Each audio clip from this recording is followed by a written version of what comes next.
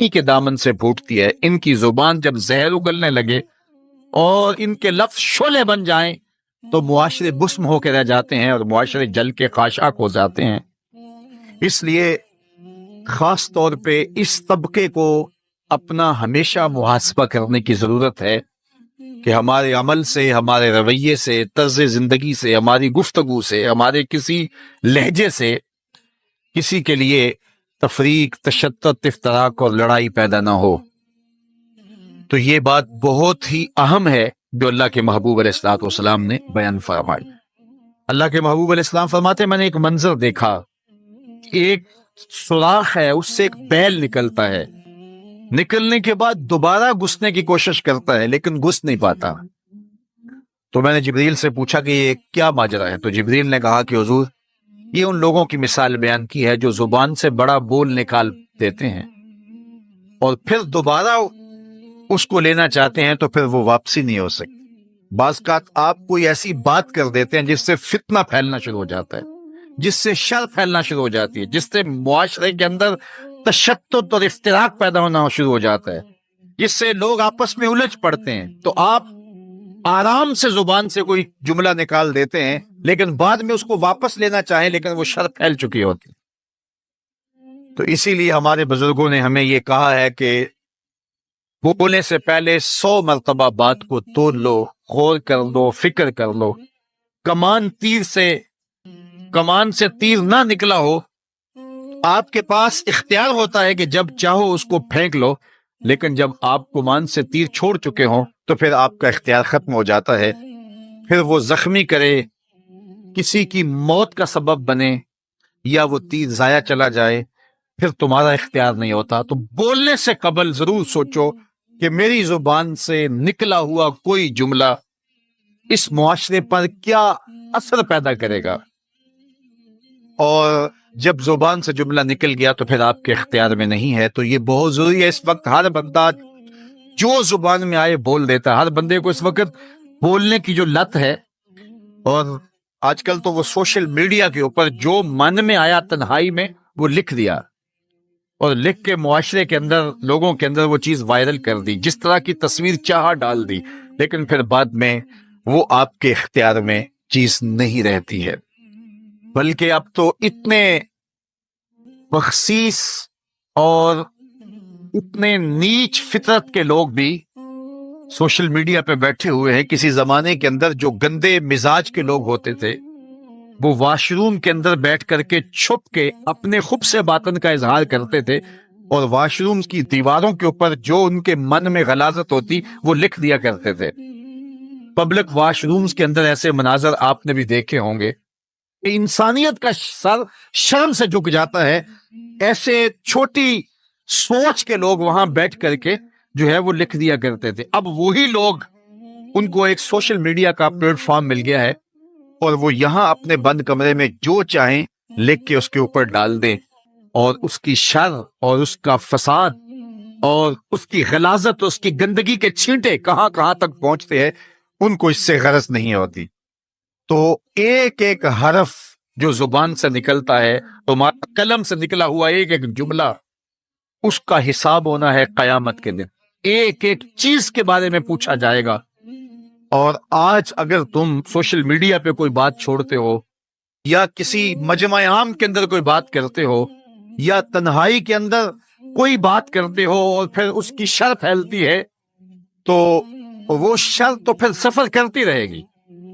تم اب وہ جملے کہنے چھوڑ بھی دو، تم اپنا وہ اکاؤنٹ بند بھی کر دو، لیکن وہ شر، وہ غلاظت، وہ گندگی، وہ چھینٹے جو اڑے تھے وہ آگے بڑھتے رہیں گے، اور اس کا گناہ تمہارے نامہ اعمال میں، تمہارے کھاتے میں درج ہوتا رہے گا، حتیٰ کہ تم مر بھی گئے تو پھر بھی تمہارے نامہ اعمال کے اندر وہ سب کچھ اترتا رہے گا۔ اس لیے اپنے آپ کو محتاط کرنے کی ضرورت ہے، اور اپنے ایک ایک لمحے کو محفوظ کرنے کی ضرورت ہے۔ اپنے وقت کو قیمتی جانو۔ اپنی زبان کو کھولنے سے قبل 100 بار سوچو کہ جو میں لفظ کہہ رہا ہوں وہ کیا مجھے کہنا چاہیے یا نہیں۔ میرے اور آپ کے آقا و مولا نے فرمایا جو اللہ اور پچھلے دن پر ایمان رکھتا ہے وہ خیر کی بات کہے ورنہ چپ رہے۔ اس کا چپ رہنا اس کے لیے بہتر ہے، اور اگر وہ کہنا چاہتا ہے تو وہ خیر کی بات کہے۔ تو فرمایا میں نے وہاں پیل نکلتے ہوئے دیکھا، اور پھر دوبارہ گھسنا چاہتا ہے تو گھس نہیں پاتا۔ تو کہا جبریل نے کہ یہ وہ بول ہے جو زبان سے نکالا جا چکا ہے، اب دوبارہ زبان میں اس کو داخل نہیں کیا جا سکتا۔ اور مختلف صورتیں حضور نے دیکھی، لوگوں کو عذابوں کے اندر مبتلا دیکھا، لوگوں کو تکلیفوں کے اندر مبتلا دیکھا، کسی کو خون کی نہر کے اندر غوطے کھاتے دیکھا، کسی کے پیٹ کے اندر سانپ دیکھے۔ اور جبریل سے پوچھا تو جبریل نے عرض کی یا رسول اللہ یہ سود خور ہے، یا رسول اللہ یہ حرام کھانے والا ہے، یہ فلاں جرم کا مرتکب شخص ہے۔ تو وہ صورتیں حضور علیہ السلام کو دکھائی گئی اور وہ مناظر حضور کو دکھائے گئے، اور دوسری جانب جنت میں حضور نے ان خوش نصیب لوگوں کو بھی دیکھا کہ جن کی نیکیوں کی وجہ سے وہ اللہ کی رحمتوں کے حصار میں ہیں۔ ایک شخص کو دیکھا جو نور عرش میں ڈوبا ہوا ہے اور وہ نور ہی نور میں ہے۔ اللہ اکبر۔ تو جبریل سے حضور نے پوچھا یہ کون شخص ہے؟ تو جبریل امین نے اس کی 3 خوبیاں بیان کی، ان میں سے ایک خوبی یہ تھی کہ وہ اپنے والدین کا فرما بردار ہے۔ حضور علیہ الصلوۃ والسلام نے معراج کی شب بہت نظارے دیکھے، جنت دوزخ کو مشاہدہ کیا۔ حضور نے انبیاء علیہ السلام سے ملاقاتیں کی۔ پہلے آسمان پہ حضور علیہ الصلوۃ والسلام نے حضرت آدم علیہ السلام کو دیکھا، دوسرے آسمان پہ دیگر حتیٰ کہ 7ویں آسمان تک مختلف نبیوں کو دیکھا، اور پھر اس کے بعد حضور علیہ الصلوۃ والسلام 7 آسمانوں سے گزرتے ہوئے جب سدرۃ المنتہا پہ پہنچے تو جبریل امین نے کہا کہ حضور اب اس سے آگے میں نہیں جا سکتا۔ اللہ اکبر۔ پھر سبز نوری تخت آیا جس پہ حضور جلوہ فراز ہوئے، رف رف نامی اس تخت پہ حضور بیٹھے۔ پھر حضور وہاں تک پہنچے جہاں کسی کا خیال بھی نہیں پہنچ سکتا۔ خرد سے کہہ دو کہ سر جھکا لے، گماں سے گزرے گزرنے والے، یا خود پڑے ہیں جہت کو لالے، کوئی کیا بتائے کدھر گئے تھے، سراغ عین و متا کہاں تھا، نشان کیف و الا کہاں تھا، نہ کوئی ساتھی نہ کوئی راہی، نہ سنگ منزل نہ مرحلے تھے، کمان امکان کے جھوٹے نکتوں تم اول آخر کے پھیر میں ہو، محیط کی چال سے پوچھو کدھر سے آئے کدھر گئے تھے، کوئی حد ہے ان کے عروج کی، بلغل اولا پہ کمالے۔ حضور علیہ الصلوۃ والسلام فرماتے رأیت ربی فی احسن صورہ۔ اللہ اکبر۔ سب سے بڑی دولت جو حضور نے ملاحظہ کی، سب سے بڑا نور جو حضور نے دیکھا، سب سے بڑی قدرت کی نشانی جو حضور نے دیکھی، وہ یہ تھا کہ حضور نے سر کی آنکھوں سے اپنے رب کا دیدار کیا۔ نور ہی نور، اجالے ہی اجالے، روشنیاں ہی روشنیاں۔ اللہ اکبر۔ خود بلایا محبوب کو اور اپنا جلوہ دکھایا۔ ایک کوہ طور پہ خود چل کے جاتے ہیں، رب ارنی انظر الیک، مالک میں تجھے دیکھنا چاہتا ہوں۔ تو جواب کیا ملتا ہے؟ لن ترانی، اے موسیٰ تم مجھے نہیں دیکھ سکتے۔ اور ایک ام ہانی کے گھر لیٹے ہیں اور چادر اوڑھ کے استراحت کر رہے ہیں، جبریل جا کے حاضر ہو کے عرض گزار ہوتے ہیں ان اللہ اشتاق الی لقائک یا رسول اللہ، محبوب آپ لیٹے ہو، آپ کا رب آپ کا دیدار کرنا چاہ رہا۔ تبارک اللہ، شان تیری، تجھی کو زیبا ہے بے نیازی، کہیں پہ وہ جوش لن ترانی، کہیں تقاضے وصال کے تھے۔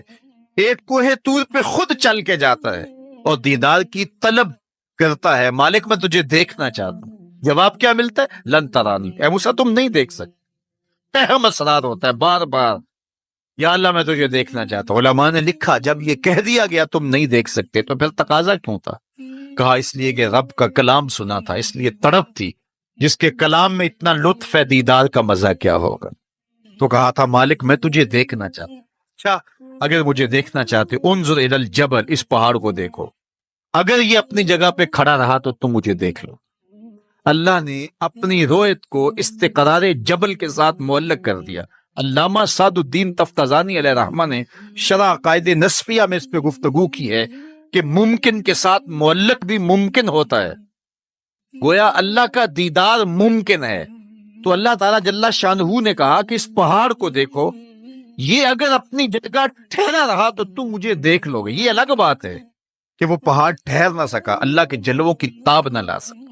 اللہ تعالیٰ نے اس پہاڑ پہ جب اپنی تجلی کا نزول کیا، اور وہ بھی تجلی ذاتی نہیں تھی، تجلی صفاتی، اور اس کا بھی عکس پرتو، ظل اور سایہ اس پہاڑ پہ ڈالا، اور پہاڑ اس جلوے کی تاب نہیں لا سکا۔ طور جلنے لگا، خرّ موسیٰ صاعقہ قرآن بتاتا ہے۔ حضرت موسیٰ علیہ السلام بھی بے ہوشی کی کیفیت میں زمین پر تشریف فرما ہو گئے۔ اللہ اکبر۔ اس کے بعد جب ہوش میں آئے تو حضرت موسیٰ اللہ کی بارگاہ میں عرض گزار ہے، مالک میں تیرے حضور توبہ کرتا ہوں، میں نے تقاضا ہی کیوں کیا۔ اللہ اکبر۔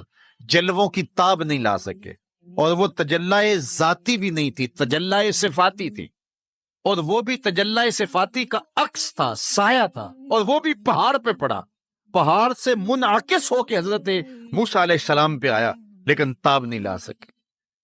لیکن اللہ کے دیدار کا سرما تو آنکھوں میں لگ گیا تھا، ایک جھلک تو پڑی تھی۔ امام حلبی نے لکھا ہے کہ اس کے بعد حضرت موسیٰ کی نگاہوں کا عالم یہ تھا، کالی رات کے اندھیرے میں کالے پتھر پر کالے رنگ کی چیونٹی کو 9 فراسخ دور سے، ایک فرسخ 3 میل کا ہوتا ہے، 27 میل دور سے، تقریباً 50 کلومیٹر دور سے کالے رنگ کی چیونٹی کو کالے پتھر پر کالی رات کے اندھیرے میں چلتا ہوا دیکھ بھی لیتے تھے، اس کے قدموں کی آہٹ کو سن بھی لیتے تھے۔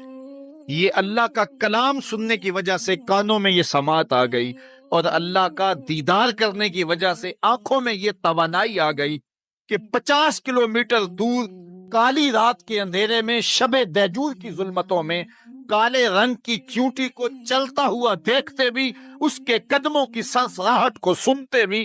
یہ اس کی نظر کا کمال ہے جس نے تجلی صفاتی کا پرتو پہاڑ پہ پڑتے ہوئے دیکھا اور تاب نہ لا سکا، اور جو ذاتی تجلیوں میں گم رہا اور آنکھ بھی نہیں جھپکتا، اس محمد عربی کی نگاہوں کا عالم کیا، ان کی نظروں کا عالم کیا ہوگا۔ اسی لیے فرمایا انی ارا ما لا ترون واسمع ما لا تسمعون، جو میں دیکھتا ہوں وہ تم نہیں دیکھتے، جو میں سنتا ہوں وہ تم نہیں سنتے۔ تو تجلی صفاتی کا پرتو پڑا ہو تو نظر اتنی تیز ہو جائے، اور تجلی ذاتی کا عکس جس نے دیکھا، تجلی ذاتی کے جلووں میں جو گم رہا ہو، تو اس کی نگاہوں کا عالم کیا ہے۔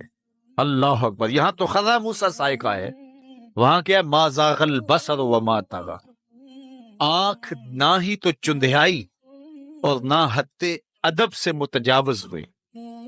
کیسی آنکھ ہے، جب جلوائے محبوب دیکھا تو آنکھ چندھیائی بھی نہیں۔ آپ سورج کو دیکھیں اور وہ دوپہر پر ہو اور جو ہے وہ پورے جلال پر ہو تو آپ کی آنکھیں چندھیا جاتی ہیں، آپ دیکھ نہیں پاتے، آنکھوں میں پانی اتر آتا ہے۔ اب یہ آنکھیں کیسی تھیں کہ جب جلوائے جمال خدا دیکھا تو خدا کہہ رہا ہے، رب کہہ رہا ہے، ما زاغ البصر، کیسی آنکھیں ہیں کہ جو چندھیائی نہیں ہے، وما طغی، اور حد ادب سے متجاوز بھی نہیں ہوئی ہیں۔ دنیا پر ایسا ہوتا ہے، کسی منظر کو کوئی نظر دیکھے تو نظر منظر کی تعریف کرتی ہے نا، کوئی نظارہ دیکھے تو ناظر تعریف کرتا ہے نا، واہ واہ کیسا نظارہ تھا، کیسا منظر تھا۔ دنیا کے اوپر یہی ہوتا آیا ہے، لوگ جاتے ہیں گلزاروں کو، پہاڑوں کو، کوساروں کو، وادیوں کو دیکھنے کے لیے، تو واپس پلٹتے ہیں تو کہتے ہیں کیا منظر تھا یار، پہاڑوں پہ جمی ہوئی برف، پھوٹتے جھرنے، بہتی ندیاں، کیا منظر تھا، کیا خوبصورت درخت تھے، اور درختوں کے اوپر کیا قدرت کے جمال کے رنگ تھے۔ اقبال بھی ایک منظر دیکھ کر آئے تو واپس کسی نے پوچھا کیا دیکھا وہاں، تو انہوں نے کہا من خدا را آنجا دیدم بے حجاب، میں نے اس کے جلوے وہاں بے نقاب دیکھے۔ تو جب کوئی ناظر کسی منظر کو دیکھتا ہے تو ناظر منظر کی تعریف کرتا ہے کہ واہ واہ کیسا منظر تھا، آنکھوں سے ہٹتا ہی نہیں ہے۔ یہ پہلی مرتبہ دنیا میں ایسا ہوا کہ ناظر نے منظر کو دیکھا تو منظر کہنے لگا واہ کیسی آنکھ ہے جو نہ چندھیاتی ہے نہ حد ادب سے گزر۔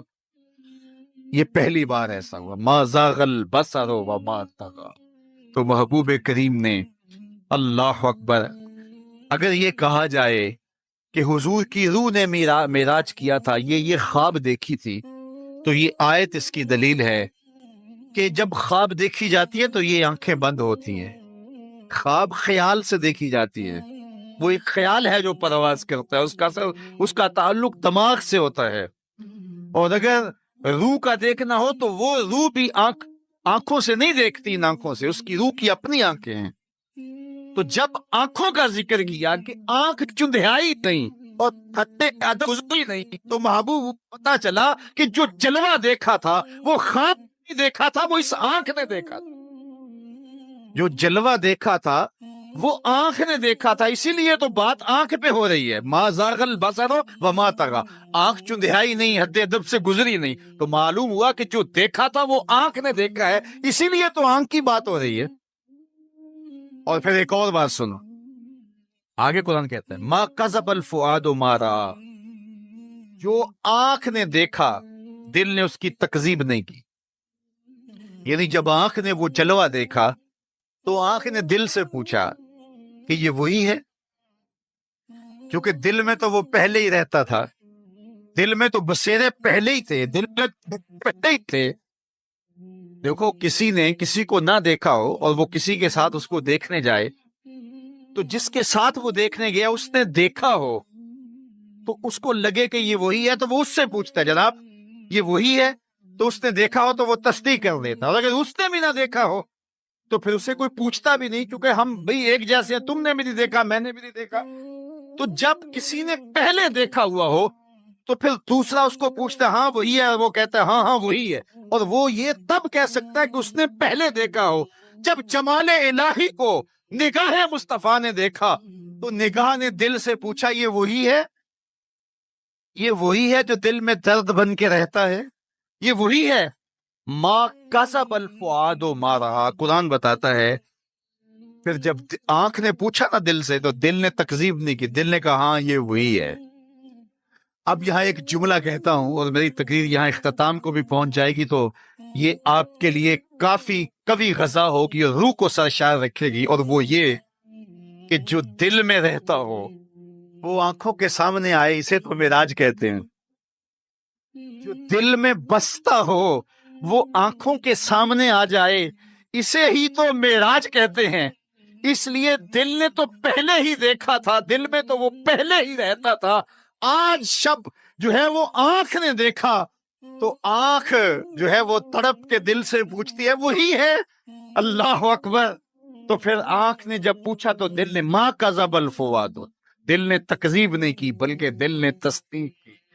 اللہ اکبر. آپ قرآن کہتا ہے افتمارونہ علی ما یری، بحث کر رہے ہو، لڑ رہے ہو، الجھ رہے ہو آپس میں اس پر کہ جو اس نے دیکھا، تم دیکھنے پہ الجھ رہے ہو. وَلَقَدْ رَآهُ نَزْلَةً أُخْرَى، جو پھر اس نے 2 بار دیکھا. تم ایک بار کی بات کر رہے ہو، اس نے 2 بار دیکھا. اللہ اکبر. ما کذب الفؤاد ما رأى. آنکھ کیسی ہے، حد ادب سے آگے نہیں گزرتی، چندھیاتی بھی نہیں ہے. بات ساری آنکھ کی ہو رہی ہے، تو پھر بات خواب کی کہاں آ گئی؟ آنکھ کی بات ہو رہی ہے، آنکھ ہی دل سے پوچھ رہی ہے. تو بار بار آنکھ کی بات ہو رہی ہے، آنکھ نے دیکھا، آنکھ نے دیکھا. اچھا صرف دیکھا ہی کوئی بات نہیں ہوئی؟ اللہ اکبر. صرف دیکھا ہی کوئی بات نہیں ہوئی؟ قرآن سے پوچھتے ہیں، سورہ نجم اٹھاتے ہیں، فَأَوْحَىٰ إِلَىٰ عَبْدِهِ مَا أَوْحَىٰ، کہاں باتیں بھی ہوئی تھی. اللہ اکبر. اب ساری توجہ ادھر ہوگی، کیا بات ہوئی؟ اعلامیہ کیا جاری ہوا؟ یہ مرکزی نقطہ ہے نا، ملاقات ہوئی ہے، اب کان کھڑے ہو گئے. پھر کوئی بات بھی ہوئی؟ جواب ہے ہاں ہوئی. فَأَوْحَىٰ، ہاں بات ہوئی. فَأَوْحَىٰ إِلَىٰ عَبْدِهِ، اس نے اپنے بندے سے کوئی بات کی. اب سماعتیں رک گئیں، سانسیں بھی رک گئیں. اب سنیں تو صحیح کیا بات ہوئی. اب سنو کیا بات ہوئی. اور اس بات پہ بات ہی ختم ہے. کیا لفظ ہیں اور کیا قرآن کا اسلوب ہے. قرآن تو واقعی اللہ کا کلام ہے. ان کے دامن سے پھوٹتی ہے. ان کی زبان جب زہر اگلنے لگے اور ان کے لفظ شعلے بن جائیں تو معاشرے بسم ہو کے رہ جاتے ہیں اور معاشرے جل کے خاشاک ہو جاتے ہیں. اس لیے خاص طور پہ اس طبقے کو اپنا ہمیشہ محاسبہ کرنے کی ضرورت ہے کہ ہمارے عمل سے، ہمارے رویے سے، طرز زندگی سے، ہماری گفتگو سے، ہمارے کسی لہجے سے کسی کے لیے تفریق، تشتت، افتراق اور لڑائی پیدا نہ ہو۔ تو یہ بات بہت ہی اہم ہے جو اللہ کے محبوب علیہ الصلوۃ والسلام نے بیان فرمائی۔ اللہ کے محبوب علیہ السلام فرماتے ہیں میں نے ایک منظر دیکھا، ایک سوراخ ہے، اس سے ایک بیل نکلتا ہے، نکلنے کے بعد دوبارہ گھسنے کی کوشش کرتا ہے لیکن گھس نہیں پاتا۔ تو میں نے جبریل سے پوچھا کہ یہ کیا ماجرا ہے؟ تو جبریل نے کہا کہ حضور یہ ان لوگوں کی مثال بیان کی ہے جو زبان سے بڑا بول نکال دیتے ہیں اور پھر دوبارہ اس کو لینا چاہتے ہیں تو پھر وہ واپسی نہیں ہو سکتی۔ بعض اوقات آپ کوئی ایسی بات کر دیتے ہیں جس سے فتنہ پھیلنا شروع ہو جاتا ہے، جس سے شر پھیلنا شروع ہو جاتی ہے، جس سے معاشرے کے اندر تشتت اور افتراق پیدا ہونا شروع ہو جاتا ہے، جس سے لوگ آپس میں الجھ پڑتے ہیں۔ تو آپ آرام سے زبان سے کوئی جملہ نکال دیتے ہیں لیکن بعد میں اس کو واپس لینا چاہیں لیکن وہ شر پھیل چکی ہوتی۔ تو اسی لیے ہمارے بزرگوں نے ہمیں یہ کہا ہے کہ بولنے سے پہلے 100 مرتبہ بات کو تول لو، غور کر لو، فکر کر لو۔ کمان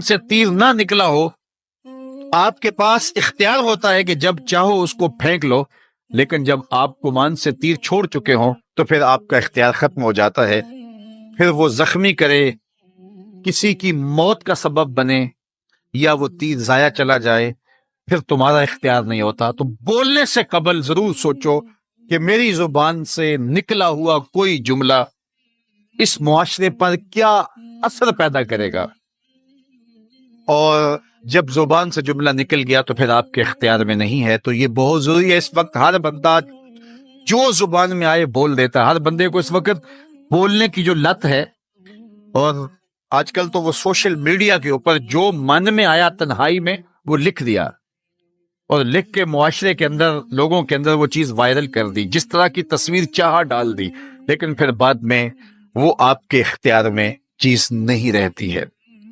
بلکہ اب تو اتنے بخسیس اور اتنے نیچ فطرت کے لوگ بھی سوشل میڈیا پہ بیٹھے ہوئے ہیں۔ کسی زمانے کے اندر جو گندے مزاج کے لوگ ہوتے تھے وہ واش روم کے اندر بیٹھ کر کے چھپ کے اپنے خب سے باطن کا اظہار کرتے تھے، اور واش روم کی دیواروں کے اوپر جو ان کے من میں غلاظت ہوتی وہ لکھ دیا کرتے تھے۔ پبلک واش رومز کے اندر ایسے مناظر آپ نے بھی دیکھے ہوں گے کہ انسانیت کا سر شرم سے جھک جاتا ہے۔ ایسے چھوٹی سوچ کے لوگ وہاں بیٹھ کر کے جو ہے وہ لکھ دیا کرتے تھے۔ اب وہی لوگ، ان کو ایک سوشل میڈیا کا پلیٹ فارم مل گیا ہے، اور وہ یہاں اپنے بند کمرے میں جو چاہیں لکھ کے اس کے اوپر ڈال دیں، اور اس کی شر اور اس کا فساد اور اس کی غلاظت، اس کی گندگی کے چھینٹے کہاں کہاں تک پہنچتے ہیں، ان کو اس سے غرض نہیں ہوتی۔ تو ایک ایک حرف جو زبان سے نکلتا ہے، تمہارا قلم سے نکلا ہوا ایک ایک جملہ، اس کا حساب ہونا ہے قیامت کے دن۔ ایک ایک چیز کے بارے میں پوچھا جائے گا۔ اور آج اگر تم سوشل میڈیا پہ کوئی بات چھوڑتے ہو، یا کسی مجمع عام کے اندر کوئی بات کرتے ہو، یا تنہائی کے اندر کوئی بات کرتے ہو اور پھر اس کی شر پھیلتی ہے، تو وہ شر تو پھر سفر کرتی رہے گی۔ تم اب وہ جملے کہنے چھوڑ بھی دو، تم اپنا وہ اکاؤنٹ بند بھی کر دو، لیکن وہ شر، وہ غلاظت، وہ گندگی، وہ چھینٹے جو اڑے تھے وہ آگے بڑھتے رہیں گے، اور اس کا گناہ تمہارے نامہ اعمال میں، تمہارے کھاتے میں درج ہوتا رہے گا، حتیٰ کہ تم مر بھی گئے تو پھر بھی تمہارے نامہ اعمال کے اندر وہ سب کچھ اترتا رہے گا۔ اس لیے اپنے آپ کو محتاط کرنے کی ضرورت ہے، اور اپنے ایک ایک لمحے کو محفوظ کرنے کی ضرورت ہے۔ اپنے وقت کو قیمتی جانو۔ اپنی زبان کو کھولنے سے قبل 100 بار سوچو کہ جو میں لفظ کہہ رہا ہوں وہ کیا مجھے کہنا چاہیے یا نہیں۔ میرے اور آپ کے آقا و مولا نے فرمایا جو اللہ اور پچھلے دن پر ایمان رکھتا ہے وہ خیر کی بات کہے ورنہ چپ رہے۔ اس کا چپ رہنا اس کے لیے بہتر ہے، اور اگر وہ کہنا چاہتا ہے تو وہ خیر کی بات کہے۔ تو فرمایا میں نے وہاں بیل نکلتے ہوئے دیکھا، اور پھر دوبارہ گھسنا چاہتا ہے تو گھس نہیں پاتا۔ تو کہا جبریل نے کہ یہ وہ بول ہے جو زبان سے نکالا جا چکا ہے، اب دوبارہ زبان میں اس کو داخل نہیں کیا جا سکتا۔ اور مختلف صورتیں حضور نے دیکھی، لوگوں کو عذابوں کے اندر مبتلا دیکھا، لوگوں کو تکلیفوں کے اندر مبتلا دیکھا، کسی کو خون کی نہر کے اندر غوطے کھاتے دیکھا، کسی کے پیٹ کے اندر سانپ دیکھے۔ اور جبریل سے پوچھا تو جبریل نے عرض کی، یا رسول اللہ یہ سود خور ہے، یا رسول اللہ یہ حرام کھانے والا ہے، یہ فلاں جرم کا مرتکب شخص ہے۔ تو وہ صورتیں حضور علیہ السلام کو دکھائی گئی اور وہ مناظر حضور کو دکھائے گئے۔ اور دوسری جانب جنت میں حضور نے ان خوش نصیب لوگوں کو بھی دیکھا کہ جن کی نیکیوں کی وجہ سے وہ اللہ کی رحمتوں کے حصار میں ہیں۔ ایک شخص کو دیکھا جو نور عرش میں ڈوبا ہوا ہے اور وہ نور ہی نور میں ہے۔ اللہ اکبر۔ تو جبریل سے حضور نے پوچھا یہ کون شخص ہے؟ تو جبریل امین نے اس کی 3 خوبیاں بیان کی، ان میں سے ایک خوبی یہ تھی کہ وہ اپنے والدین کا فرما بردار ہے۔ حضور علیہ الصلوۃ والسلام نے معراج کی شب بہت نظارے دیکھے، جنت دوزخ کو مشاہدہ کیا۔ حضور نے انبیاء علیہ السلام سے ملاقاتیں کی۔ پہلے آسمان پہ حضور علیہ الصلوۃ والسلام نے حضرت آدم علیہ السلام کو دیکھا، دوسرے آسمان پہ دیگر حتیٰ کہ 7ویں آسمان تک مختلف نبیوں کو دیکھا۔ اور پھر اس کے بعد حضور علیہ الصلوۃ والسلام 7 آسمانوں سے گزرتے ہوئے جب سدرۃ المنتہا پہ پہنچے تو جبریل امین نے کہا کہ حضور اب اس سے آگے میں نہیں جا سکتا۔ اللہ اکبر۔ پھر سبز نوری تخت آیا جس پہ حضور جلوہ فراز ہوئے، رف نامی اس تخت پہ حضور بیٹھے۔ پھر حضور وہاں تک پہنچے جہاں کسی کا خیال بھی نہیں پہنچ سکتا۔ خرد سے کہہ دو کہ سر جھکا لے، گماں سے گزرے گزرنے والے، یہاں خود پڑے ہیں جہت کو لالے، کوئی کیا بتائے کدھر گئے تھے، سراغ عین و متا کہاں تھا، نشان کیف و الا کہاں تھا، نہ کوئی ساتھی نہ کوئی راہی، نہ سنگ منزل نہ مرحلے تھے، کمان امکان کے جھوٹے نقطوں تم اول آخر کے پھیر میں ہو، محیط کی چال سے پوچھو کدھر سے آئے کدھر گئے تھے، کوئی حد ہے ان کے عروج کی، بلغل اولا پہ کمالے۔ حضور علیہ الصلوۃ والسلام فرماتے رأیت ربی فی احسن صورہ۔ اللہ اکبر۔ سب سے بڑی دولت جو حضور نے ملاحظہ کی، سب سے بڑا نور جو حضور نے دیکھا، سب سے بڑی قدرت کی نشانی جو حضور نے دیکھی، وہ یہ تھا کہ حضور نے سر کی آنکھوں سے اپنے رب کا دیدار کیا۔ نور ہی نور، اجالے ہی اجالے، روشنیاں ہی روشنیاں۔ اللہ اکبر۔ خود بلایا محبوب کو اور اپنا جلوہ دکھایا۔ ایک کوہ طور پہ خود چل کے جاتے ہیں، رب آرنی انظر الیک، مالک میں تجھے دیکھنا چاہتا ہوں۔ تو جواب کیا ملتا ہے؟ لن ترانی، اے موسیٰ تم مجھے نہیں دیکھ سکتے۔ اور ایک ام ہانی کے گھر لیٹے ہیں اور چادر اوڑھ کے استراحت کر رہے ہیں، جبریل جا کے حاضر ہو کے عرض گزار ہوتے ہیں، ان اللہ اشتاق الی لقائک یا رسول اللہ، محبوب آپ لیٹے ہو، آپ کا رب آپ کا دیدار کرنا چاہ رہا۔ تبارک اللہ، شان تیری، تجھی کو زیبا ہے بے نیازی، کہیں پہ وہ جوش لن ترانی، کہیں تقاضے وصال کے تھے۔ ایک کوہ طور پہ خود چل کے جاتا ہے اور دیدار کی طلب کرتا ہے، مالک میں تجھے دیکھنا چاہتا ہوں۔ جواب کیا ملتا ہے؟ لن ترانی، اے موسیٰ تم نہیں دیکھ سکتے۔ اہم اسرار ہوتا ہے بار بار، یا اللہ میں تجھے دیکھنا چاہتا ہوں۔ علماء نے لکھا جب یہ کہہ دیا گیا تم نہیں دیکھ سکتے تو پھر تقاضا کیوں تھا؟ کہا اس لیے کہ رب کا کلام سنا تھا، اس لیے تڑپ تھی، جس کے کلام میں اتنا لطف ہے دیدار کا مزہ کیا ہوگا۔ تو کہا تھا مالک میں تجھے دیکھنا چاہتا ہوں۔ اچھا اگر مجھے دیکھنا چاہتے انظر الی الجبل، اس پہاڑ کو دیکھو، اگر یہ اپنی جگہ پہ کھڑا رہا تو تم مجھے دیکھ لو۔ اللہ نے اپنی رویت کو استقرار جبل کے ساتھ معلق کر دیا۔ علامہ سعد الدین تفتازانی علیہ رحمہ نے شرح عقائد نصفیہ میں اس پہ گفتگو کی ہے کہ ممکن کے ساتھ معلق بھی ممکن ہوتا ہے، گویا اللہ کا دیدار ممکن ہے۔ تو اللہ تعالیٰ جل شانہ نے کہا کہ اس پہاڑ کو دیکھو، یہ اگر اپنی جگہ ٹھہرا رہا تو تم مجھے دیکھ لو گے۔ یہ الگ بات ہے کہ وہ پہاڑ ٹھہر نہ سکا، اللہ کے جلووں کی تاب نہ لا سکا۔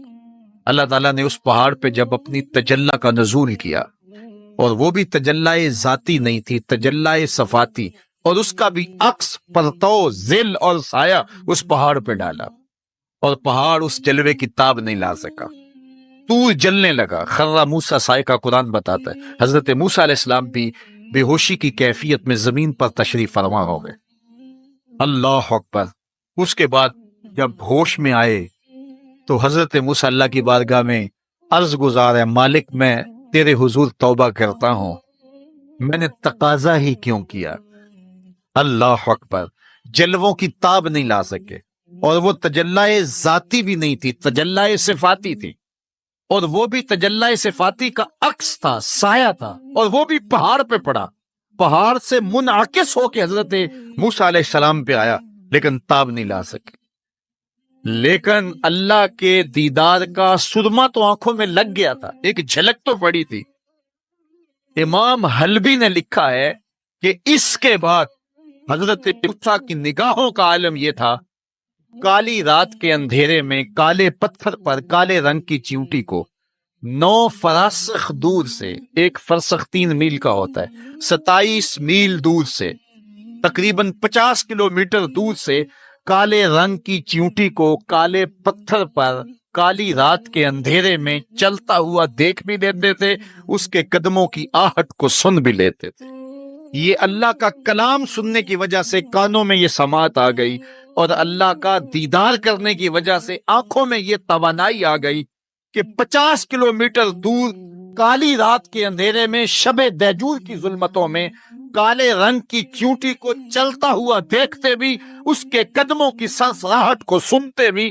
یہ اس کی نظر کا کمال ہے جس نے تجلی صفاتی کا پرتو پہاڑ پہ پڑتے ہوئے دیکھا اور تاب نہ لا سکا، اور جو ذاتی تجلیوں میں گم رہا اور آنکھ بھی نہیں جھپکتا اس محمد عربی کی نگاہوں کا عالم کو، ان کی نظروں کا عالم کیا ہوگا۔ اسی لیے فرمایا انی اریٰ ما لا ترون واسمع ما لا تسمعون، جو میں دیکھتا ہوں وہ تم نہیں دیکھتے، جو میں سنتا ہوں وہ تم نہیں سنتے۔ تو تجلی صفاتی کا پرتو پڑا ہو تو نظر اتنی تیز ہو جائے، اور تجلی ذاتی کا عکس جس نے دیکھا، تجلی ذاتی کے جلووں میں جو گم رہا ہو، تو اس کی نگاہوں کا عالم کیا ہے۔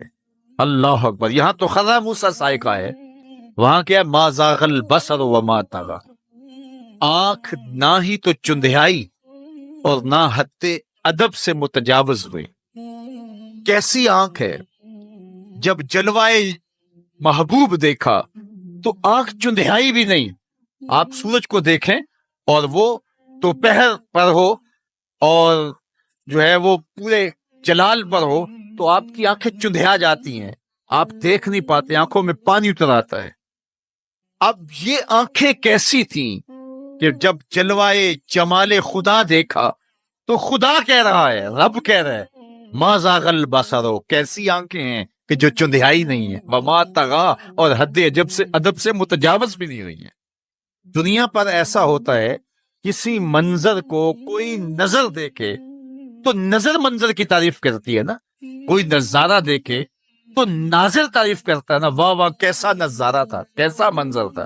دنیا کے اوپر یہی ہوتا آیا ہے، لوگ جاتے ہیں گلزاروں کو، پہاڑوں کو، کوساروں کو، وادیوں کو دیکھنے کے لیے، تو واپس پلٹتے ہیں تو کہتے ہیں کیا منظر تھا یار، پہاڑوں پہ جمی ہوئی برف، پھوٹتے جھرنے، بہتی ندیاں، کیا منظر تھا، کیا خوبصورت درخت تھے، اور درختوں کے اوپر کیا قدرت کے جمال کے رنگ تھے۔ اقبال بھی ایک منظر دیکھ کر آئے تو واپس کسی نے پوچھا کیا دیکھا وہاں، تو انہوں نے کہا من خدا را آنجا دیدم بے حجاب، میں نے اس کے جلوے وہاں بے نقاب دیکھے۔ تو جب کوئی ناظر کسی منظر کو دیکھتا ہے تو ناظر منظر کی تعریف کرتا ہے کہ واہ واہ کیسا منظر تھا، آنکھوں سے ہٹتا ہی نہیں ہے۔ یہ پہلی مرتبہ دنیا میں ایسا ہوا کہ ناظر نے منظر کو دیکھا تو منظر کہنے لگا واہ کیسی آنکھ ہے جو نہ چندھیاتی ہے نہ حد ادب سے گزر۔ یہ پہلی بار ایسا ہوا، ما زاغ البصر وما طغی۔ تو محبوب کریم نے، اللہ اکبر، اگر یہ کہا جائے کہ حضور کی روح نے معراج کیا تھا، یہ خواب دیکھی تھی، تو یہ آیت اس کی دلیل ہے کہ جب خواب دیکھی جاتی ہے تو یہ آنکھیں بند ہوتی ہیں۔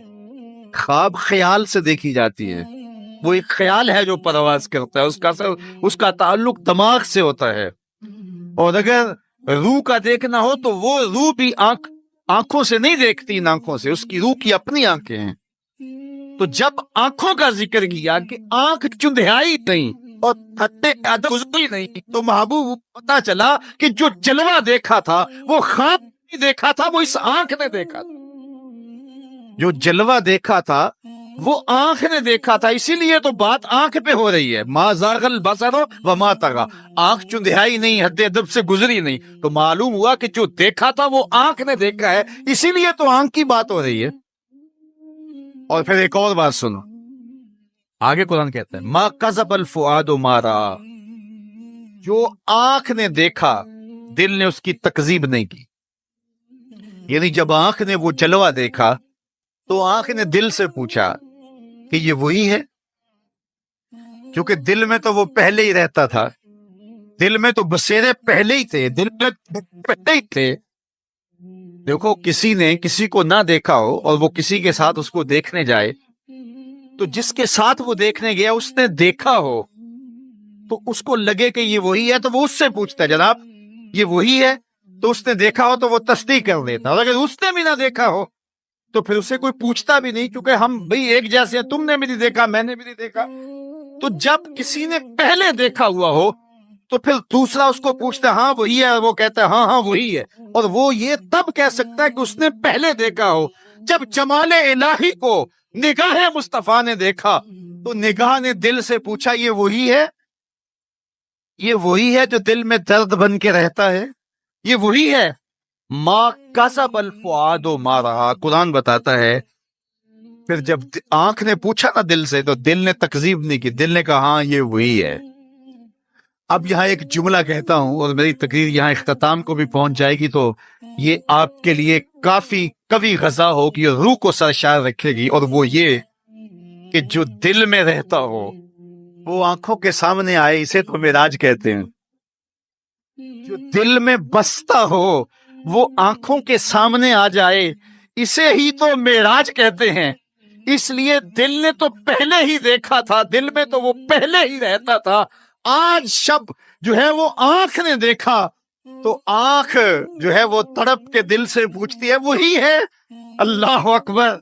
تو پھر آنکھ نے جب پوچھا تو دل نے ما کذب الفؤاد، دل نے تکذیب نہیں کی بلکہ دل نے تصدیق کی۔ اللہ اکبر۔ آپ قرآن کہتا ہے افتمارونہ علی ما یری، تم بحث کر رہے ہو، لڑ رہے ہو، الجھ رہے ہو آپس میں اس پر کہ جو اس نے دیکھا، تم دیکھنے پہ الجھ رہے ہو۔ وَلَقَدْ رَآهُ نَزْلَةً أُخْرَى، جو پھر اس نے دو بار دیکھا۔ تم ایک بار کی بات کر رہے ہو، اس نے دو بار دیکھا۔ اللہ اکبر۔ ما کذب الفؤاد ما رأى، آنکھ کیسی ہے، حد ادب سے آگے نہیں گزرتی، چندھیاتی بھی نہیں ہے، بات ساری آنکھ کی ہو رہی ہے، تو پھر بات خواب کی کہاں آ گئی؟ آنکھ کی بات ہو رہی ہے، آنکھ ہی دل سے پوچھ رہی ہے، تو بار بار آنکھ کی بات ہو رہی ہے، آنکھ نے دیکھا، آنکھ نے دیکھا۔ اچھا صرف دیکھا ہی کوئی بات نہیں ہوئی؟ اللہ اکبر۔ صرف دیکھا ہی کوئی بات نہیں ہوئی؟ قرآن سے پوچھتے ہیں، سورہ نجم اٹھاتے ہیں، فَأَوْحَىٰ إِلَىٰ عَبْدِهِ مَا أَوْحَىٰ، کہاں باتیں بھی ہوئی تھی۔ اللہ اکبر۔ اب ساری توجہ ادھر ہوگی، کیا بات ہوئی، اعلامیہ کیا جاری ہوا، یہ مرکزی نقطہ ہے نا، ملاقات ہوئی ہے، اب کان کھڑے ہو گئے، پھر کوئی بات بھی ہوئی، جواب ہے ہاں ہوئی۔ فَأَوْحَىٰ، ہاں بات ہوئی، فَأَوْحَىٰ إِلَىٰ عَبْدِهِ، اس نے اپنے بندے سے کوئی بات کی۔ اب سماعتیں رک گئیں، سانسیں بھی رک گئیں، اب سنیں تو صحیح کیا بات ہوئی، اب سنو کیا بات ہوئی۔ اور اس بات پہ بات ہی ختم ہے۔ کیا لفظ ہیں اور کیا قرآن کا اسلوب ہے۔ قرآن تو واقعی اللہ کا کلام ہے، انہی کے دامن سے پھوٹتی ہے۔ ان کی زبان جب زہر اگلنے لگے اور ان کے لفظ شعلے بن جائیں تو معاشرے بسم ہو کے رہ جاتے ہیں اور معاشرے جل کے خاشاک ہو جاتے ہیں۔ اس لیے خاص طور پہ اس طبقے کو اپنا ہمیشہ محاسبہ کرنے کی ضرورت ہے کہ ہمارے عمل سے، ہمارے رویے سے، طرز زندگی سے، ہماری گفتگو سے، ہمارے کسی لہجے سے کسی کے لیے تفریق، تشتت، افتراق اور لڑائی پیدا نہ ہو۔ تو یہ بات بہت ہی اہم ہے جو اللہ کے محبوب علیہ الصلوۃ والسلام نے بیان فرمائی۔ اللہ کے محبوب علیہ السلام فرماتے ہیں میں نے ایک منظر دیکھا، ایک سوراخ ہے، اس سے ایک بیل نکلتا ہے، نکلنے کے بعد دوبارہ گھسنے کی کوشش کرتا ہے لیکن گھس نہیں پاتا۔ تو میں نے جبریل سے پوچھا کہ یہ کیا ماجرا ہے؟ تو جبریل نے کہا کہ حضور یہ ان لوگوں کی مثال بیان کی ہے جو زبان سے بڑا بول نکال دیتے ہیں اور پھر دوبارہ اس کو لینا چاہتے ہیں تو پھر وہ واپسی نہیں ہو سکتی۔ بعض اوقات آپ کوئی ایسی بات کر دیتے ہیں جس سے فتنہ پھیلنا شروع ہو جاتا ہے، جس سے شر پھیلنا شروع ہو جاتی ہے، جس سے معاشرے کے اندر تشدد اور افتراق پیدا ہونا شروع ہو جاتا ہے، جس سے لوگ آپس میں الجھ پڑتے ہیں۔ تو آپ آرام سے زبان سے کوئی جملہ نکال دیتے ہیں لیکن بعد میں اس کو واپس لینا چاہیں لیکن وہ شر پھیل چکی ہوتی۔ تو اسی لیے ہمارے بزرگوں نے ہمیں یہ کہا ہے کہ بولنے سے پہلے 100 مرتبہ بات کو تول لو، غور کر لو، فکر کر لو۔ کمان سے تیر نہ نکلا ہو، آپ کے پاس اختیار ہوتا ہے کہ جب چاہو اس کو پھینک لو، لیکن جب آپ کمان سے تیر چھوڑ چکے ہوں تو پھر آپ کا اختیار ختم ہو جاتا ہے، پھر وہ زخمی کرے، کسی کی موت کا سبب بنے یا وہ تیر ضائع چلا جائے، پھر تمہارا اختیار نہیں ہوتا۔ تو بولنے سے قبل ضرور سوچو کہ میری زبان سے نکلا ہوا کوئی جملہ اس معاشرے پر کیا اثر پیدا کرے گا، اور جب زبان سے جملہ نکل گیا تو پھر آپ کے اختیار میں نہیں ہے۔ تو یہ بہت ضروری ہے۔ اس وقت ہر بندہ جو زبان میں آئے بول دیتا ہے، ہر بندے کو اس وقت بولنے کی جو لت ہے، اور آج کل تو وہ سوشل میڈیا کے اوپر جو من میں آیا تنہائی میں وہ لکھ دیا اور لکھ کے معاشرے کے اندر لوگوں کے اندر وہ چیز وائرل کر دی، جس طرح کی تصویر چاہا ڈال دی، لیکن پھر بعد میں وہ آپ کے اختیار میں چیز نہیں رہتی ہے۔ بلکہ اب تو اتنے بخسیس اور اتنے نیچ فطرت کے لوگ بھی سوشل میڈیا پہ بیٹھے ہوئے ہیں۔ کسی زمانے کے اندر جو گندے مزاج کے لوگ ہوتے تھے وہ واش روم کے اندر بیٹھ کر کے چھپ کے اپنے خبث باطن کا اظہار کرتے تھے، اور واش روم کی دیواروں کے اوپر جو ان کے من میں غلاظت ہوتی وہ لکھ دیا کرتے تھے۔ پبلک واش رومز کے اندر ایسے مناظر آپ نے بھی دیکھے ہوں گے کہ انسانیت کا سر شرم سے جھک جاتا ہے۔ ایسے چھوٹی سوچ کے لوگ وہاں بیٹھ کر کے جو ہے وہ لکھ دیا کرتے تھے۔ اب وہی لوگ، ان کو ایک سوشل میڈیا کا پلیٹ فارم مل گیا ہے اور وہ یہاں اپنے بند کمرے میں جو چاہیں لکھ کے اس کے اوپر ڈال دیں، اور اس کی شر اور اس کا فساد اور اس کی غلاظت، اس کی گندگی کے چھینٹے کہاں کہاں تک پہنچتے ہیں، ان کو اس سے غرض نہیں ہوتی۔ تو ایک ایک حرف جو زبان سے نکلتا ہے، تمہارا قلم سے نکلا ہوا ایک ایک جملہ، اس کا حساب ہونا ہے قیامت کے دن۔ ایک ایک چیز کے بارے میں پوچھا جائے گا۔ اور آج اگر تم سوشل میڈیا پہ کوئی بات چھوڑتے ہو، یا کسی مجمع عام کے اندر کوئی بات کرتے ہو، یا تنہائی کے اندر کوئی بات کرتے ہو اور پھر اس کی شر پھیلتی ہے، تو وہ شر تو پھر سفر کرتی رہے گی۔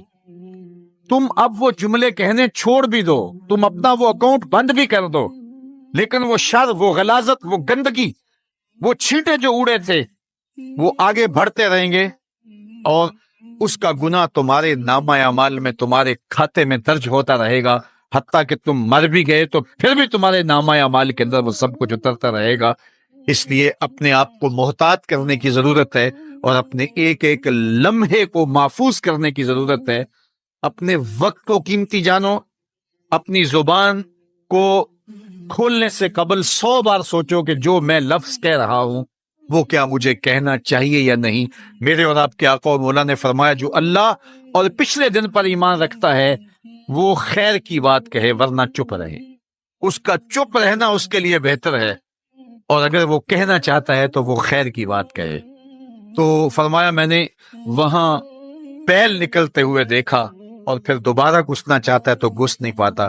تو کہا جبریل نے کہ یہ وہ بول ہے جو زبان سے نکالا جا چکا ہے، اب دوبارہ زبان میں اس کو داخل نہیں کیا جا سکتا۔ اور مختلف صورتیں حضور نے دیکھی، لوگوں کو عذابوں کے اندر مبتلا دیکھا، لوگوں کو تکلیفوں کے اندر مبتلا دیکھا، کسی کو خون کی نہر کے اندر غوطے کھاتے دیکھا، کسی کے پیٹ کے اندر سانپ دیکھے، اور جبریل سے پوچھا تو جبریل نے عرض کی یا رسول اللہ یہ سود خور ہے، یا رسول اللہ یہ حرام کھانے والا ہے، یہ فلاں جرم کا مرتکب شخص ہے۔ تو وہ صورتیں حضور علیہ السلام کو دکھائی گئی اور وہ مناظر حضور کو دکھائے گئے، اور دوسری جانب جنت میں حضور نے ان خوش نصیب لوگوں کو بھی دیکھا کہ جن کی نیکیوں کی وجہ سے وہ اللہ کی رحمتوں کے حصار میں ہیں۔ ایک شخص کو دیکھا جو نور عرش میں ڈوبا ہوا ہے اور وہ نور ہی نور میں ہے۔ اللہ اکبر۔ تو جبریل سے حضور نے پوچھا یہ کون شخص ہے؟ تو جبریل امین نے اس کی 3 خوبیاں بیان کی، ان میں سے ایک خوبی یہ تھی کہ وہ اپنے والدین کا فرما بردار ہے۔ حضور علیہ الصلوۃ والسلام نے معراج کی شب بہت نظارے دیکھے، جنت دوزخ کو مشاہدہ کیا۔ حضور نے انبیاء علیہ السلام سے ملاقاتیں کی۔ پہلے آسمان پہ حضور علیہ الصلوۃ والسلام نے حضرت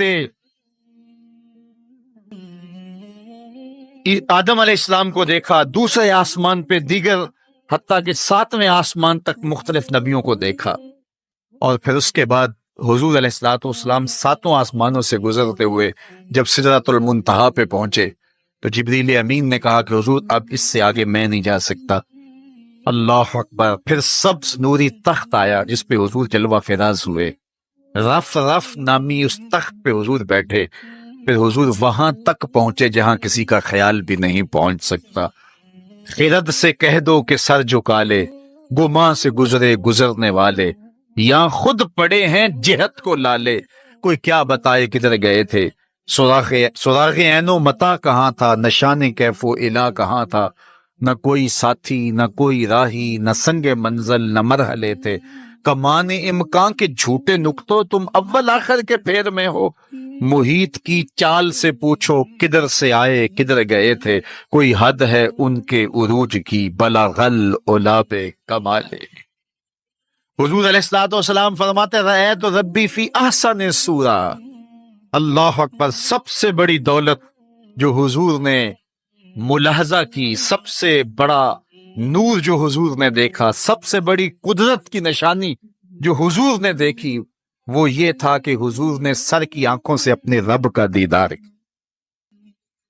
نور ہی نور، اجالے ہی اجالے، روشنیاں ہی روشنیاں۔ اللہ اکبر۔ خود بلایا محبوب کو اور اپنا جلوہ دکھایا۔ ایک کوہ طور پہ خود چل کے جاتے ہیں، رب آرنی انظر الیک، مالک میں تجھے دیکھنا چاہتا ہوں۔ تو جواب کیا ملتا ہے؟ لن ترانی، اے موسیٰ تم مجھے نہیں دیکھ سکتے۔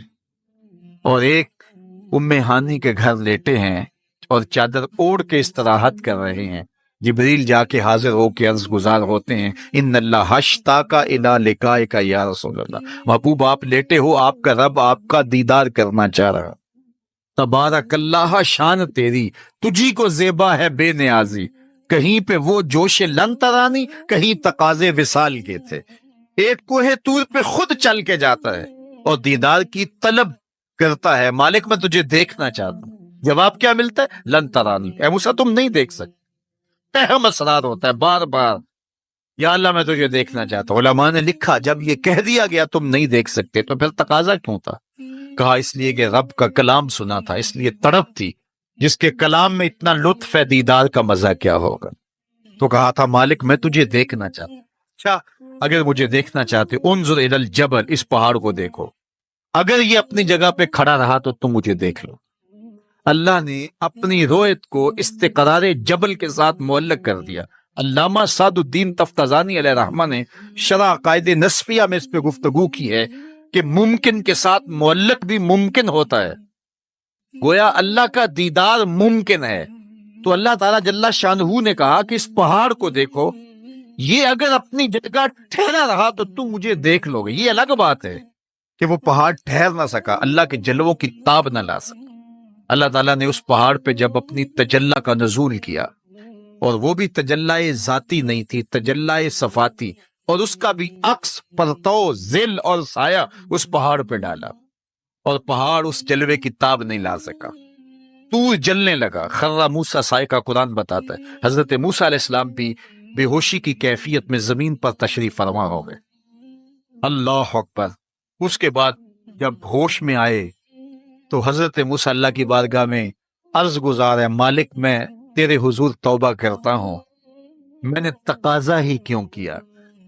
اللہ اکبر، جلووں کی تاب نہیں لا سکے، اور وہ تجلائے ذاتی بھی نہیں تھی، تجلائے صفاتی تھی، اور وہ بھی تجلائے صفاتی کا عکس تھا، سایہ تھا، اور وہ بھی پہاڑ پہ پڑا، پہاڑ سے منعکس ہو کے حضرت موسیٰ علیہ السلام پہ آیا، لیکن تاب نہیں لا سکے۔ لیکن اللہ کے دیدار کا سرما تو آنکھوں میں لگ گیا تھا، ایک جھلک تو پڑی تھی۔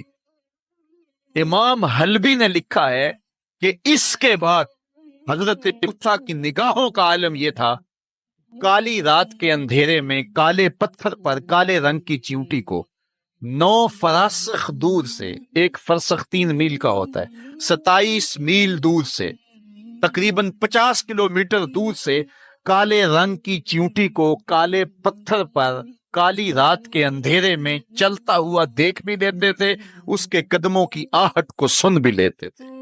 یہ اللہ کا کلام سننے کی وجہ سے کانوں میں یہ سماعت آ گئی، اور اللہ کا دیدار کرنے کی وجہ سے آنکھوں میں یہ توانائی آ گئی کہ 50 کلومیٹر دور کالی رات کے اندھیرے میں، شب دیجور کی ظلمتوں میں، کالے رنگ کی چیونٹی کو چلتا ہوا دیکھتے بھی، اس کے قدموں کی سرسراہٹ کو سنتے بھی۔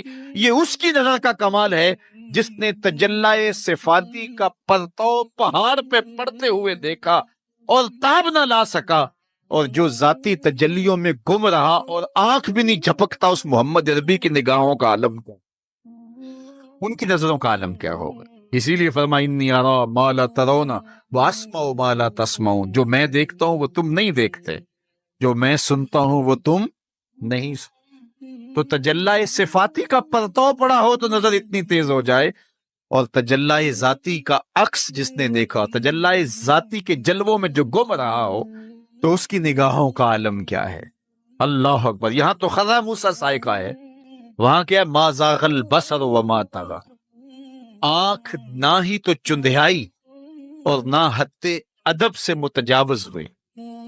کیسی آنکھ ہے، جب جلوائے محبوب دیکھا تو آنکھ چندھیائی بھی نہیں۔ آپ سورج کو دیکھیں اور وہ دوپہر پر ہو اور جو ہے وہ پورے جلال پر ہو تو آپ کی آنکھیں چندھیا جاتی ہیں، آپ دیکھ نہیں پاتے، آنکھوں میں پانی اتر آتا ہے۔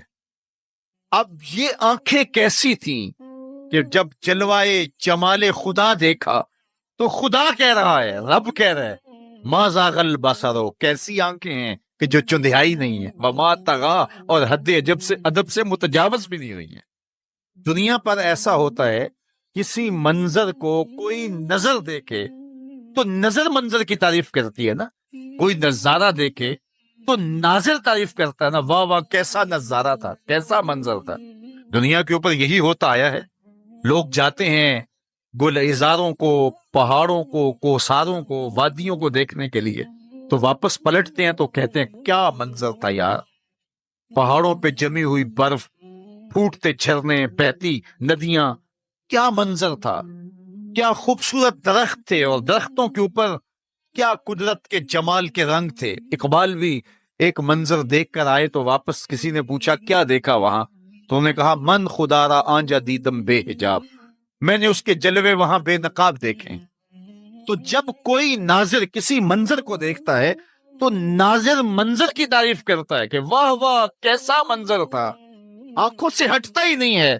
یہ پہلی مرتبہ دنیا میں ایسا ہوا کہ ناظر نے منظر کو دیکھا تو منظر کہنے لگا واہ کیسی آنکھ ہے جو نہ چندھیاتی ہے نہ حد ادب سے گزر۔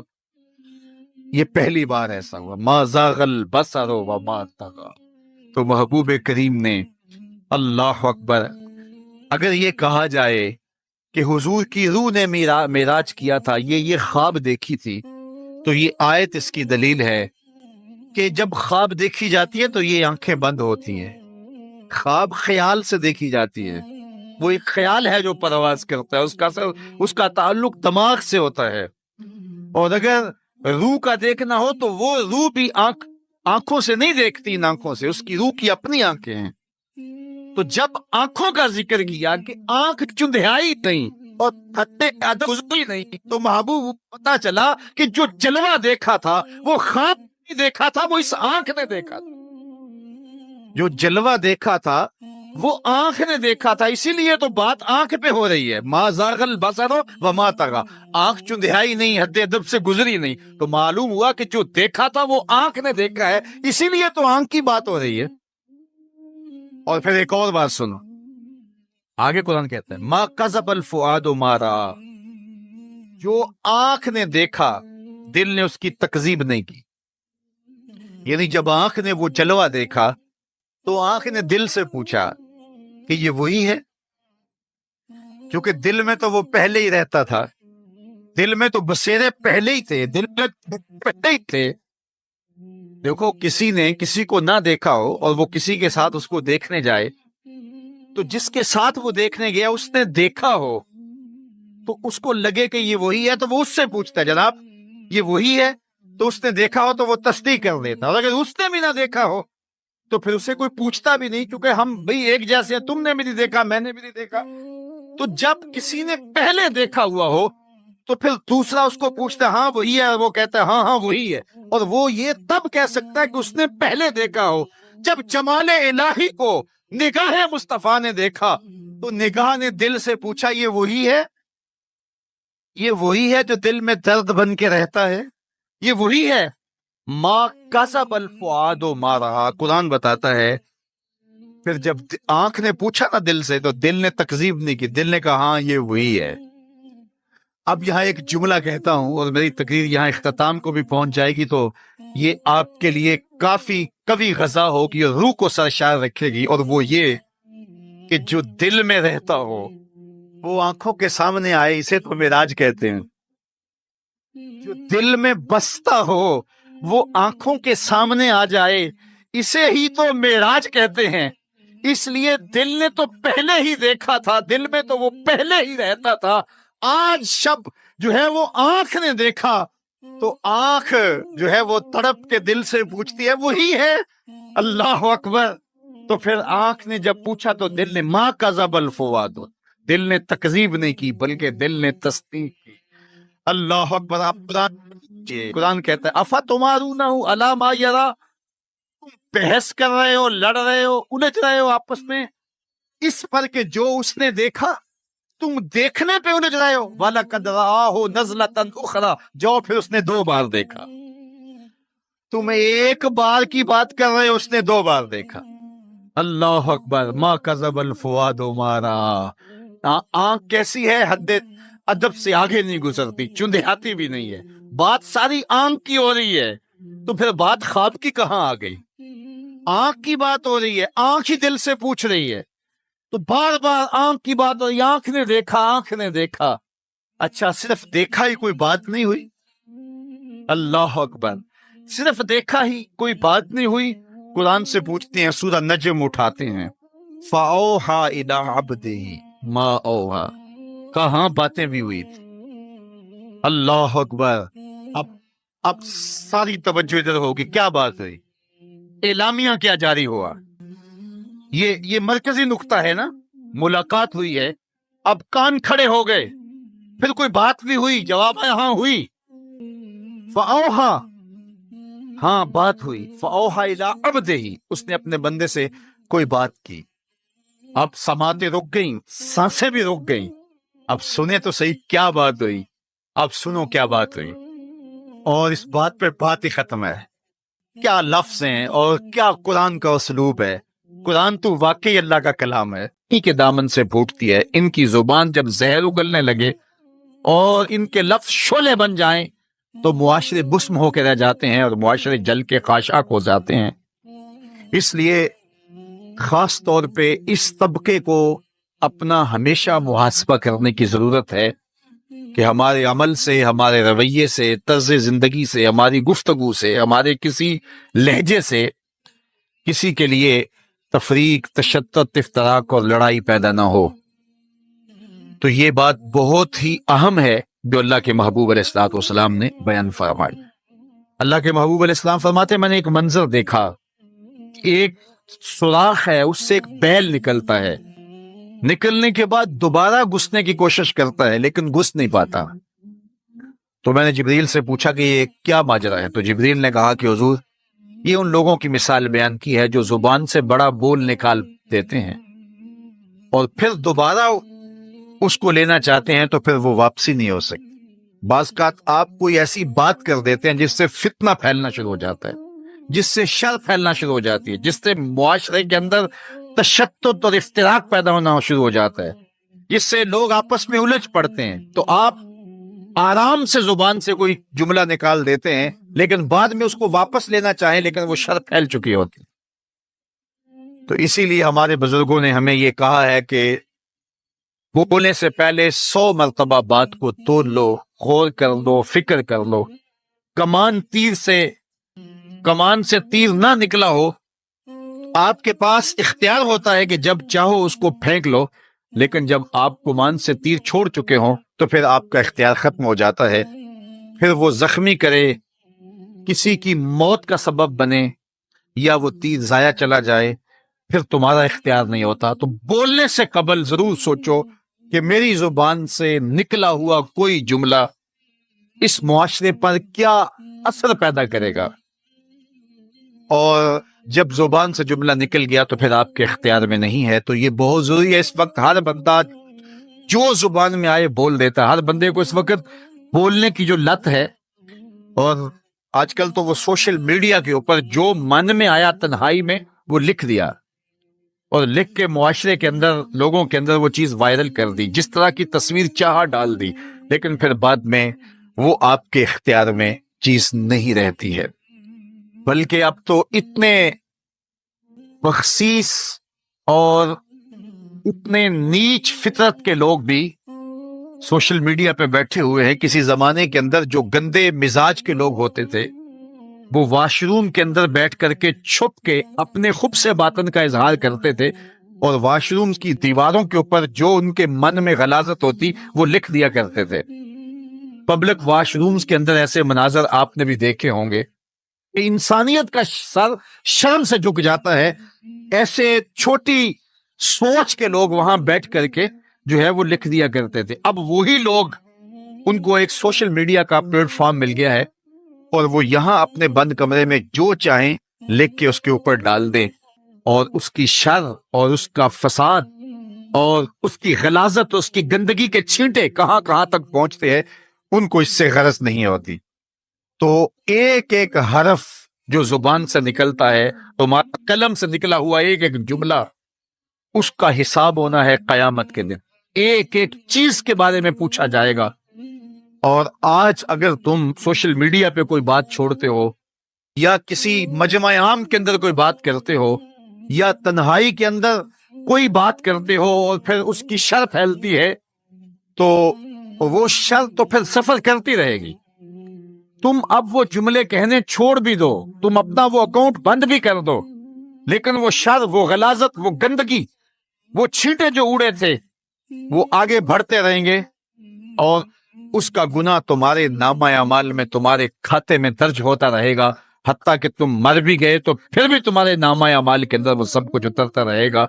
اس لیے اپنے آپ کو محتاط کرنے کی ضرورت ہے، اور اپنے ایک ایک لمحے کو محفوظ کرنے کی ضرورت ہے۔ اپنے وقت کو قیمتی جانو۔ اپنی زبان کو کھولنے سے قبل 100 بار سوچو کہ جو میں لفظ کہہ رہا ہوں وہ کیا مجھے کہنا چاہیے یا نہیں۔ میرے اور آپ کے آقا و مولا نے فرمایا، جو اللہ اور پچھلے دن پر ایمان رکھتا ہے وہ خیر کی بات کہے، ورنہ چپ رہے۔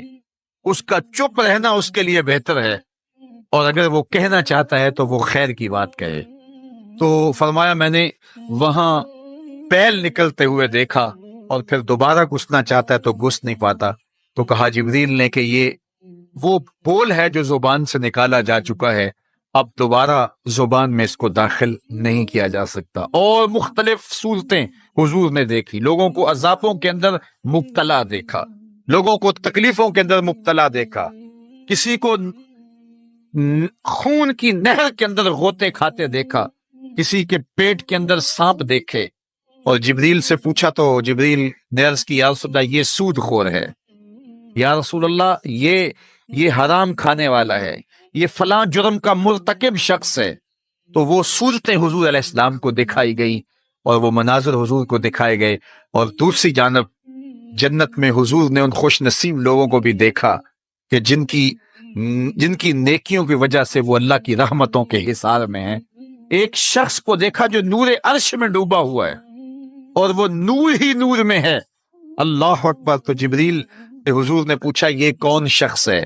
تو جبریل امین نے اس کی 3 خوبیاں بیان کی، ان میں سے ایک خوبی یہ تھی کہ وہ اپنے والدین کا فرما بردار ہے۔ حضور علیہ الصلوۃ والسلام نے معراج کی شب بہت نظارے دیکھے، جنت دوزخ کو مشاہدہ کیا۔ حضور نے انبیاء علیہ السلام سے ملاقاتیں کی۔ پہلے آسمان پہ حضور علیہ الصلوۃ والسلام نے حضرت آدم علیہ السلام کو دیکھا، دوسرے آسمان پہ دیگر حتیٰ کہ 7ویں آسمان تک مختلف نبیوں کو دیکھا، اور پھر اس کے بعد حضور علیہ الصلوۃ والسلام 7 آسمانوں سے گزرتے ہوئے جب سدرۃ المنتہا پہ پہنچے تو جبریل امین نے کہا کہ حضور اب اس سے آگے میں نہیں جا سکتا۔ اللہ اکبر۔ پھر سبز نوری تخت آیا جس پہ حضور جلوہ فراز ہوئے، رف رف نامی اس تخت پہ حضور بیٹھے، پھر حضور وہاں تک پہنچے جہاں کسی کا خیال بھی نہیں پہنچ سکتا۔ خرد سے کہہ دو کہ سر جھکا لے، گماں سے گزرے گزرنے والے، یا خود پڑے ہیں جہت کو لالے، کوئی کیا بتائے کدھر گئے تھے، سراغ عین و متا کہاں تھا، نشان کیف و الا کہاں تھا، نہ کوئی ساتھی نہ کوئی راہی، نہ سنگ منزل نہ مرحلے تھے، کمان امکان کے جھوٹے نقطوں تم اول آخر کے پھیر میں ہو، محیط کی چال سے پوچھو کدھر سے آئے کدھر گئے تھے، کوئی حد ہے ان کے عروج کی، بلغل اولاب کمالے۔ حضور علیہ الصلوۃ والسلام فرماتے رأیت ربی فی احسن صورہ۔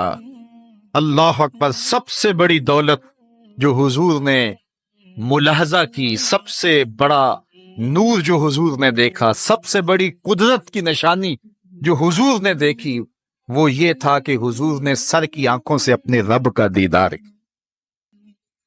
نور ہی نور، اجالے ہی اجالے، روشنیاں ہی روشنیاں۔ اللہ اکبر۔ خود بلایا محبوب کو اور اپنا جلوہ دکھایا۔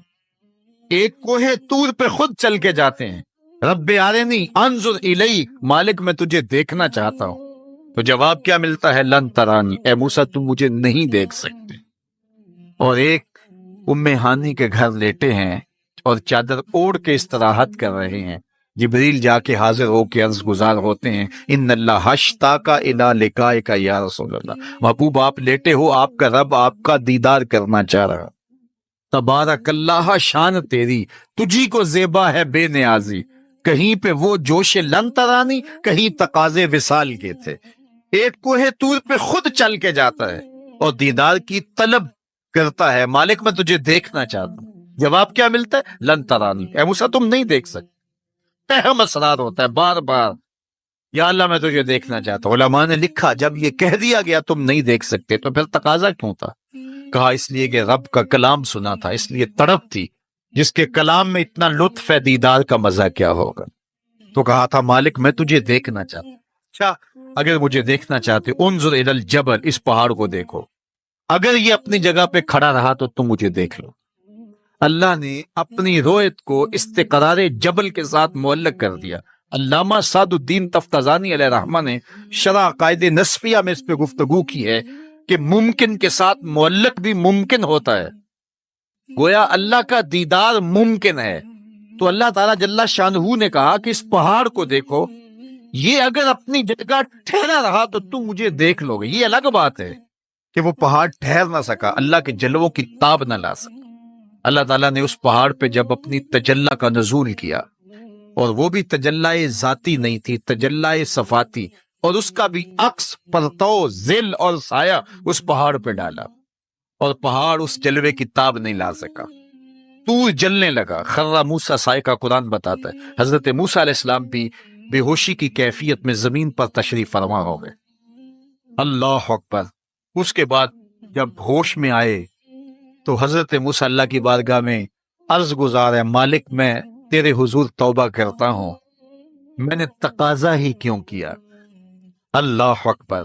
جلووں کی تاب نہیں لا سکے، اور وہ تجلی ذاتی بھی نہیں تھی، تجلی صفاتی تھی، اور وہ بھی تجلی صفاتی کا عکس تھا، سایہ تھا، اور وہ بھی پہاڑ پہ پڑا، پہاڑ سے منعکس ہو کے حضرت موسیٰ علیہ السلام پہ آیا۔ لیکن تاب نہیں لا سکے. لیکن اللہ کے دیدار کا سرما تو آنکھوں میں لگ گیا تھا، ایک جھلک تو پڑی تھی.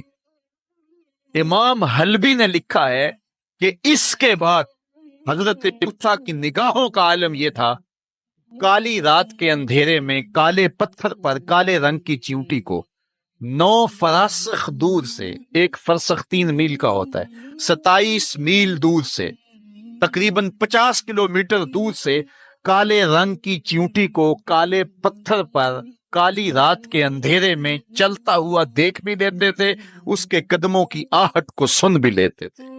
یہ اللہ کا کلام سننے کی وجہ سے کانوں میں یہ سماعت آ گئی، اور اللہ کا دیدار کرنے کی وجہ سے آنکھوں میں یہ توانائی آ گئی کہ 50 کلومیٹر دور کالی رات کے اندھیرے میں شب دیجور کی ظلمتوں میں کالے رنگ کی چیونٹی کو چلتا ہوا دیکھتے بھی، اس کے قدموں کی سرسراہٹ کو سنتے بھی.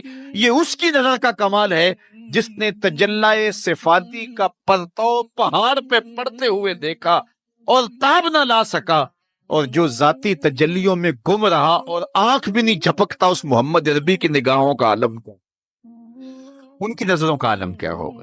اسی لیے فرمایا انی ارا ما لا ترون واسمع ما لا تسمعون، جو میں دیکھتا ہوں وہ تم نہیں دیکھتے، جو میں سنتا ہوں وہ تم نہیں سنتے. تو تجلی صفاتی کا پرتو پڑا ہو تو نظر اتنی تیز ہو جائے، اور تجلی ذاتی کا عکس جس نے دیکھا، تجلی ذاتی کے جلووں میں جو گم رہا ہو، تو اس کی نگاہوں کا عالم کیا ہے.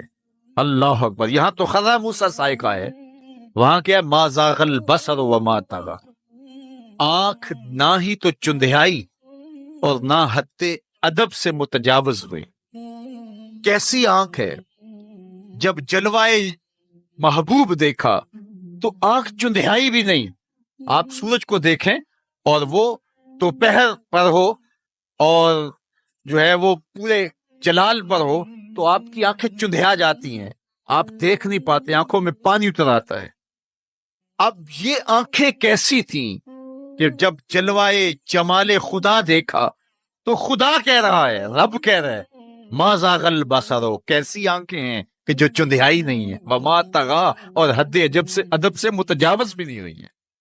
دنیا پر ایسا ہوتا ہے، کسی منظر کو کوئی نظر دیکھے تو نظر منظر کی تعریف کرتی ہے نا، کوئی نظارہ دیکھے تو ناظر تعریف کرتا ہے نا، واہ واہ کیسا نظارہ تھا، کیسا منظر تھا. دنیا کے اوپر یہی ہوتا آیا ہے. لوگ جاتے ہیں گلزاروں کو، پہاڑوں کو، کوساروں کو، وادیوں کو دیکھنے کے لیے، تو واپس پلٹتے ہیں تو کہتے ہیں کیا منظر تھا یار. پہاڑوں پہ جمی ہوئی برف، پھوٹتے جھرنے، بہتی ندیاں، کیا منظر تھا. کیا خوبصورت درخت تھے، اور درختوں کے اوپر کیا قدرت کے جمال کے رنگ تھے. اقبال بھی ایک منظر دیکھ کر آئے تو واپس کسی نے پوچھا کیا دیکھا وہاں، تو انہوں نے کہا من خدا را آنجا دیدم بے حجاب، میں نے اس کے جلوے وہاں بے نقاب دیکھے. تو جب کوئی ناظر کسی منظر کو دیکھتا ہے تو ناظر منظر کی تعریف کرتا ہے کہ واہ واہ کیسا منظر تھا، آنکھوں سے ہٹتا ہی نہیں ہے. یہ پہلی مرتبہ دنیا میں ایسا ہوا کہ ناظر نے منظر کو دیکھا تو منظر کہنے لگا واہ کیسی آنکھ ہے جو نہ چندھیاتی ہے نہ حد ادب سے گزر. یہ پہلی بار ایسا ہوا. ما زاغ البصر وما طغى. تو محبوب کریم نے، اللہ اکبر، اگر یہ کہا جائے کہ حضور کی روح نے معراج کیا تھا، یہ خواب دیکھی تھی، تو یہ آیت اس کی دلیل ہے کہ جب خواب دیکھی جاتی ہے تو یہ آنکھیں بند ہوتی ہیں. خواب خیال سے دیکھی جاتی ہے، وہ ایک خیال ہے جو پرواز کرتا ہے، اس کا تعلق دماغ سے ہوتا ہے. اور اگر روح کا دیکھنا ہو تو وہ روح بھی آنکھوں سے نہیں دیکھتی، ان آنکھوں سے، اس کی روح کی اپنی آنکھیں ہیں. تو جب آنکھوں کا ذکر کیا کہ آنکھ چندھیائی نہیں اور ادب گزری نہیں، تو محبوب پتا چلا کہ جو جلوہ دیکھا تھا وہ خواب نہیں دیکھا تھا، وہ اس آنکھ نے دیکھا تھا. جو جلوہ دیکھا تھا وہ آنکھ نے دیکھا تھا. اسی لیے تو بات آنکھ پہ ہو رہی ہے. ما زاغ البصر وما طغى. آنکھ چندھیائی نہیں، حد ادب سے گزری نہیں، تو معلوم ہوا کہ جو دیکھا تھا وہ آنکھ نے دیکھا ہے، اسی لیے تو آنکھ کی بات ہو رہی ہے.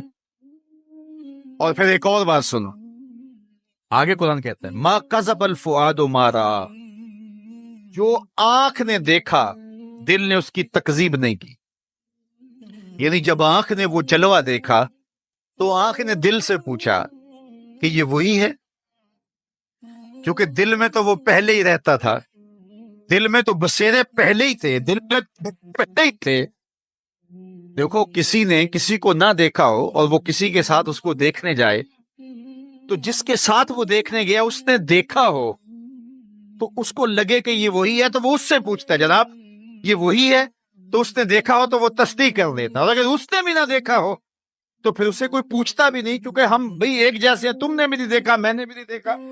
تو جب کسی نے پہلے دیکھا ہوا ہو تو پھر دوسرا اس کو پوچھتا ہے ہاں وہی ہے، اور وہ کہتا ہے ہاں وہی ہے. اور وہ یہ تب کہہ سکتا ہے کہ اس نے پہلے دیکھا ہو جب جمال الہی کو نگاہ مصطفیٰ نے دیکھا تو نگاہ نے دل سے پوچھا یہ وہی ہے، یہ وہی ہے جو دل میں درد بن کے رہتا ہے، یہ وہی ہے.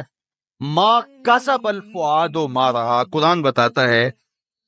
پھر جب آنکھ نے پوچھا نا دل سے تو دل نے تکذیب نہیں کی، دل نے کہا ہاں یہ وہی ہے. اب یہاں ایک جملہ کہتا ہوں اور میری تقریر یہاں اختتام کو بھی پہنچ جائے گی تو یہ آپ کے لیے کافی قوی غذا ہوگی اور روح کو سرشار رکھے گی، اور وہ یہ کہ جو دل میں رہتا ہو وہ آنکھوں کے سامنے آئے، اسے تو معراج کہتے ہیں. جو دل میں بستا ہو وہ آنکھوں کے سامنے آ جائے، اسے ہی تو معراج کہتے ہیں. اس لیے دل نے تو پہلے ہی دیکھا تھا، دل میں تو وہ پہلے ہی رہتا تھا. آج شب جو ہے وہ آنکھ نے دیکھا تو آنکھ جو ہے وہ تڑپ کے دل سے پوچھتی ہے وہی ہے. اللہ اکبر. تو پھر آنکھ نے جب پوچھا تو دل نے ما کذب الفؤاد، دل نے تکذیب نہیں کی بلکہ دل نے تصدیق کی. اللہ اکبر. آپ قرآن کہتا ہے افتمارونہ علی ما یری، بحث کر رہے ہو، لڑ رہے ہو، الجھ رہے ہو آپس میں اس پر کہ جو اس نے دیکھا تم دیکھنے پہ الجھ رہے ہو. وَلَقَدْ رَآهُ نَزْلَةً أُخْرَىٰ، جو پھر اس نے 2 بار دیکھا. تم ایک بار کی بات کر رہے ہو، اس نے 2 بار دیکھا. اللہ اکبر. ما کذب الفؤاد ما رأى. آنکھ کیسے